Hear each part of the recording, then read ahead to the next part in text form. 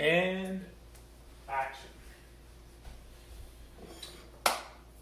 Howdy, everyone. I've been trying for some time to get back into doing the podcast, and I've been trying for about just as long to get Arden on the podcast. So here we are. Welcome back to the Between the Bumpers podcast.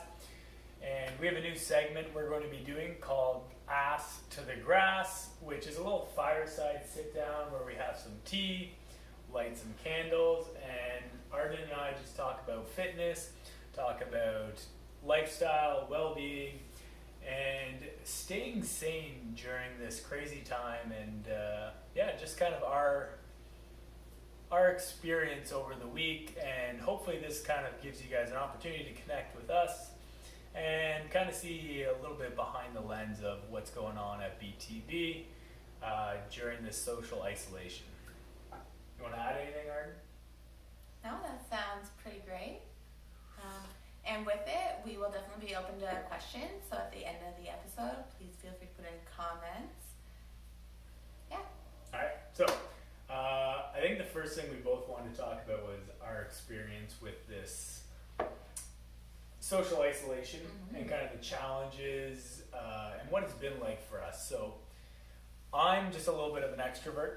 Arden is a little bit more so you'd identify as An introvert. Definitely more of an introvert. hardcore introvert. And so one of the things that has been interesting is both of us have found this pretty challenging, but in different ways. I'll start by talking about my experience. So I basically have gone from spending every day around people all day, coaching early in the morning, coaching at the noon hour, coaching at night, and spending my time in between working on the gym. And all of a sudden I've gone from this point where I'm basically surrounded by people every second of the day to being just surrounded by Arden. So I have this underlying need for socialization, to talk with people, to connect, and it's kind of been pulled away from me, ripped away from me.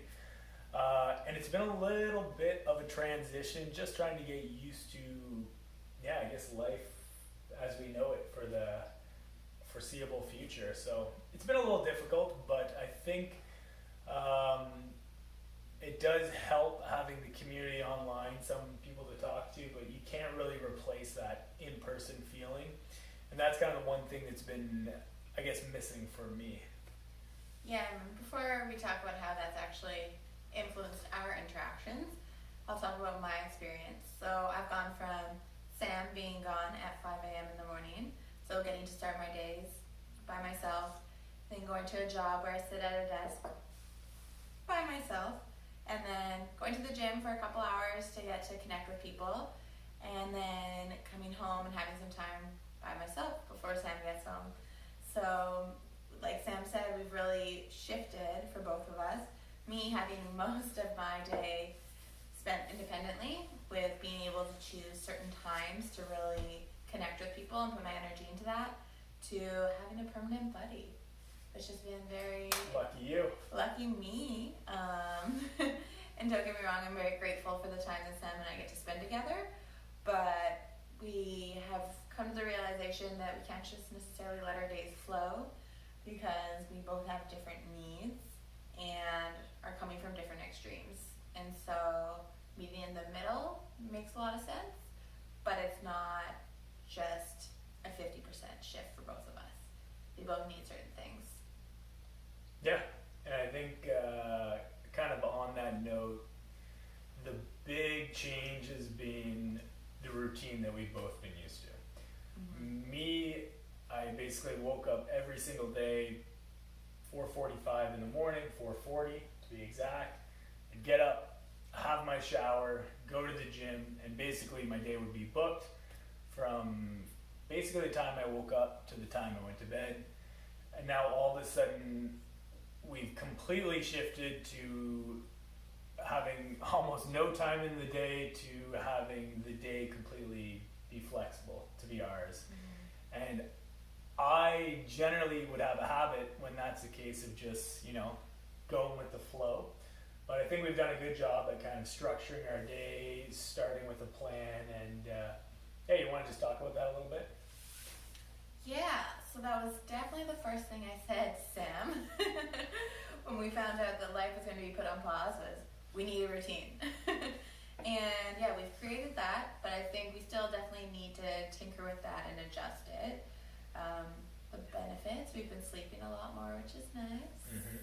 But yeah, so we've created a routine, which is great, but our routine has been united. Yeah. And so going from having two very independent routines to then all of a sudden having our carts attached to each other. But yeah, so our days have been starting with a little bit slower of a morning, whether it be starting with some physical activity or catching up on what's going on in the world. And then we go to the gym, we put in some work there, both on the business. I'm still working full-time remotely, and then working out. But it's been really nice to have some time in the evening to wind down and relax. Yeah. Yeah. It's been magical. Yeah, and so I guess we just wanted to share a couple anecdotal stories from the week, things that kind of, you guys might find interesting. I haven't gotten an email back from the Guinness World Records yet, but I believe we did set the record for the shortest time ever being open for a business. We opened last Monday morning at 6 a.m. on the dot, and I think we closed around 6:30 p.m., so just over 12 hours, open and close on the same day. So it was really cool to get one last workout where we brought all of our members into the new space that we've been all really working towards for what seems like forever, but it's been at least 2 years. So I was really happy that we were able to get everybody one workout, wave the carrot in front of your face and then snatch it away. So I'm really happy we got that in. Sorry we had to take it away from you, but it was a really cool experience to get everybody into the gym, and that was definitely a cool thing for me. So that was definitely a very special thing to see. Anything from your week stand out? Oh boy. Putting me on the spot here. I know, pick your favorite, just one. Not a personal bright spot, but just about the whole experience. It's been really nice to get outside more, but more importantly, to see people outside. I think a lot of times we end up in such a buzz with our lives that we forget to enjoy the experience that we're in. And it's been really cool to see people out slowing down and just, being present in their communities. Yeah. And a definite bright spot for me is, as Arden mentioned, we've been sleeping probably consistently 8+ hours a night, which definitely hasn't been the case for a little bit longer than I'd like to admit, so that was really cool. And just the support from all you members, I feel like everybody's reached out to me. You've kind of checked in, asked if we needed anything. Tons of you have continued to support the business. You wouldn't let me cancel your memberships. That was really, really cool to see. And just seeing everybody stick with the program. We've been putting out some online programs for, I guess, 7 days now and 6 days, and everybody's been jumping on and keeping everybody posted with how they're doing. So that's been very, very cool to see. And kind of what's... Just with that, if you haven't been doing it yet, no worries, it's been a huge adjustment. But if you're concerned at all about equipment not having any, still check out the leaderboard. People are being super creative with what they do and they don't have, and just finding ways to get moving. So if you're struggling to come up with anything, just check through some of those. Yeah. People are very creative. They're making it work with the tools they have, so that's very cool to see. And so kind of building on that, both Arden and I have found this week a little bit of a change of pace, to say the least.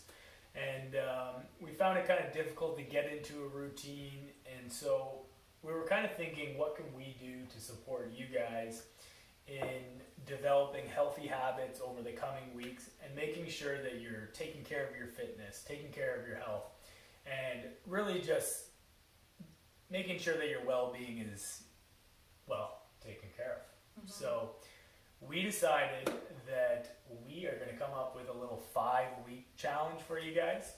we haven't really come up with a great name yet, but we're working on it. Taking suggestions. Yes, so if you have some, let us know. But what is it going to be? It's going to be 5 weeks. There's going to be 2 teams.